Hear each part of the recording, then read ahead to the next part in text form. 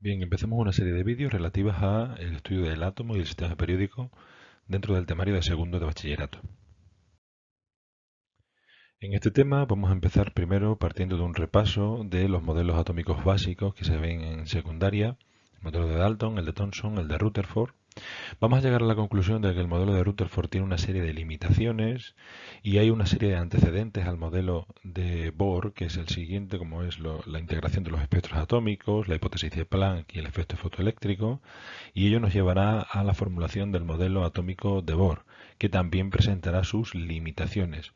Esas limitaciones se van a fomentar también por la formulación de los principios de la mecánica cuántica, de dualidad onda-corpúsculo, principio de incertidumbre de Heisenberg, orbitales atómicos, y nos darán lugar a formulaciones del modelo cuántico para el átomo de hidrógeno. Nos centraremos en el estudio de los números cuánticos, que se basan en el principio de exclusión de Pauli, el principio de mínima energía de Aufbau y el principio de máxima multiplicidad de Hund, y eso nos permitirá establecer las configuraciones electrónicas de los diferentes elementos químicos. Dedicaremos también un pequeño apartado a las partículas subatómicas y ya pasaremos al estudio de la tabla o sistema periódico, el comportamiento químico de los elementos que en ella aparecen y las propiedades periódicas, el tamaño de los átomos a través del radio atómico y el radio iónico, la energía de ionización, la afinidad electrónica, la electronegatividad y el carácter metálico. Si empezamos con el estudio del desarrollo de los modelos atómicos, pues aquí tenemos un pequeño esquema sacado de una propuesta de la editorial Oxford, del libro de segundo de bachillerato, del modelo Tesela, en el que podemos ver cómo los modelos atómicos en esta línea central han ido evolucionando desde las primeras ideas de Demócrito allá por el siglo V antes de Cristo hasta el modelo de Schrödinger, aunque bueno, hay avances posteriores, pero bueno, estos son los que afectarían al temario de segundo de bachillerato. Esas ideas de Demócrito de decir que la naturaleza de una sustancia ha de encontrarse en esa partícula indivisible última, partícula indivisible que en griego se dice átomo, es la que da lugar 2000 años después al inicio del desarrollo del modelo atómico con Dalton. Recordemos que el modelo de Dalton pues recoge pues toda la serie de conclusiones que había sacado en su estudio en las leyes ponderales y resume su modelo en 5 postulados que podemos agrupar en el siguiente. Toda la materia está compuesta de partículas diminutas, indestructibles e indivisibles llamadas átomos y que son característicos de cada sustancia. Un átomo es una partícula de materia extremadamente pequeña que no se altera en los procesos químicos. Es decir, el átomo se entiende como partícula indestructible e indivisible, que es la que le da pues la naturaleza y la propiedad a cada una de las sustancias. Posteriormente se descubrirá la electricidad y al descubrirse la electricidad se van a empezar a hacer experimentos con ella y nos va a surgir de ahí el modelo de Thomson. ¿Por qué? Porque bueno, pues con el uso de la electricidad y de los rayos catódicos, es decir, las descargas eléctricas a través de tubos en los que se ha hecho prácticamente el vacío, se observa cómo partiendo del cátodo sale un haz de luz dirigido al ánodo y que a través de unas placas condensadoras se puede determinar que ese haz de luz tiene un carácter negativo, una carga negativa. ¿De dónde sale esa carga negativa? Bueno, pues esa carga negativa tiene que salir de la materia y por tanto la materia tiene que tener partículas negativas o carga negativa. Posteriormente Thomson va a relacionar la carga y la masa de los electrones y de los protones, o de la carga positiva en aquel momento.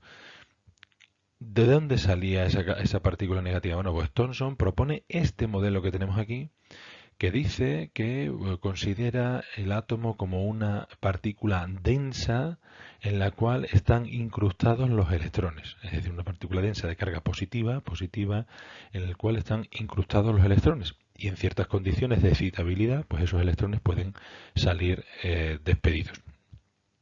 Posteriormente será Millikan el que calculará el valor de la carga eléctrica de un electrón mediante su experimento de las gotas de aceite y obtendría el valor que seguimos utilizando a día de hoy de que la carga del electrón es de 1,6 por 10 elevado a menos 19 coulombios.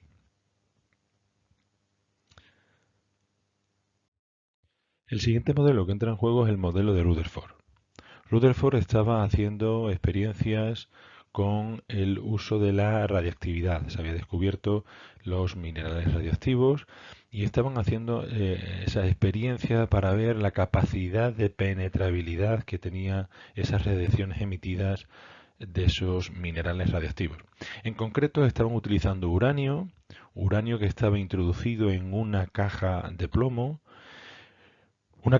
que tenía un pequeño orificio por el que salía una radiación incidente, por eso hicieron ese pequeño orificio para conseguir que fuese pues una radiación lo más fina posible y en línea recta, y era dirigida a diferentes materiales. Esa radiación incidente eran partículas alfa, son partículas de carga positiva que coinciden con núcleos de helio, 2 protones, 2 neutrones. Y esas partículas alfa incidían sobre diferentes materiales. En concreto, en este experimento del que Rutherford sacó prácticamente todas sus conclusiones, chocaba con una finísima lámina de oro. Una finísima lámina de oro. ¿Qué es lo que esperaban? Bueno, pues lo que esperaban era corroborar el modelo denso y eléctricamente neutro que había propuesto Thomson. Sin embargo, Rutherford observa que al atravesar por aquí una partícula de carga positiva, no sigue en línea recta. Sí es verdad que la mayoría de las partículas seguían en línea recta sin desviarse, pero había algunas de ellas que se desviaban un poco e incluso había otras que rebotaban hacia atrás y chocaban en esa película fotográfica que rodeaba a esa lámina de oro. Las conclusiones que va a sacar Rutherford sobre este experimento y este estudio es la formulación de un nuevo modelo atómico. Él ya no va a considerar que el átomo esté formado por una esfera de carga positiva donde están incrustados los electrones, sino que el hecho de que la mayor parte de las partículas atraviesen el material es porque el átomo está formado por un núcleo muy pequeño y una corteza que está prácticamente vacía. Además, en el núcleo es donde está concentrada toda la carga positiva y casi toda su masa. Por tener toda la carga positiva, cuando una partícula se acerca al núcleo, al ser también positiva, pues sale repelida y por eso se desvía.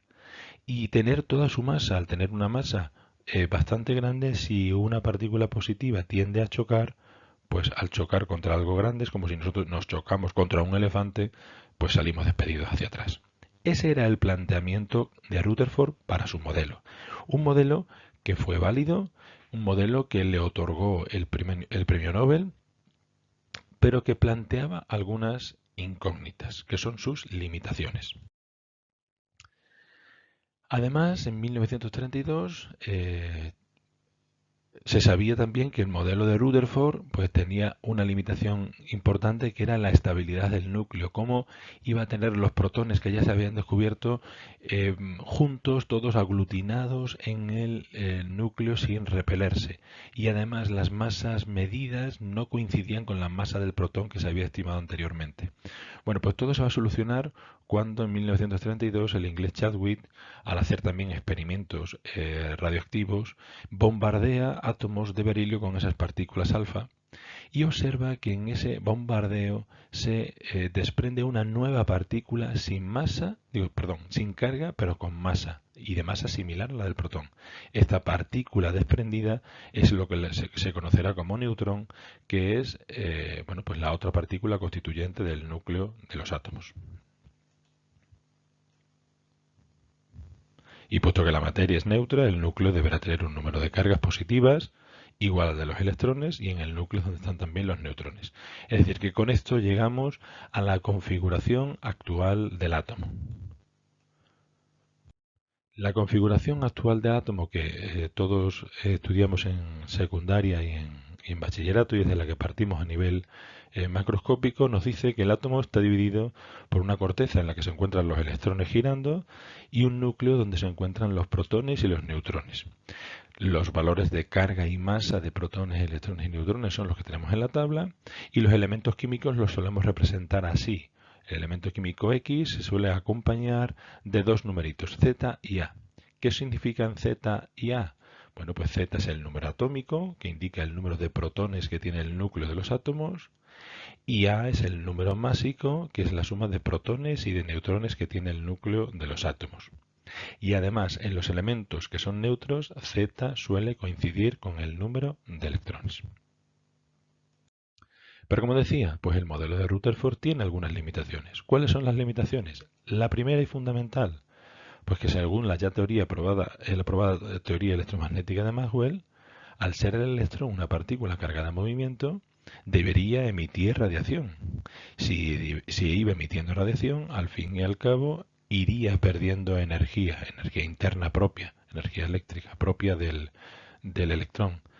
Y al ir perdiendo energía, iría perdiendo velocidad de tal manera que al final el electrón caería atraído, parado ya, atraído hacia el núcleo y el átomo colapsaría. Por tanto, aunque parecía que sí, que el comportamiento podía ser el del modelo de Rutherford, pero Rutherford no había justificado cómo podía llevarse a cabo eso.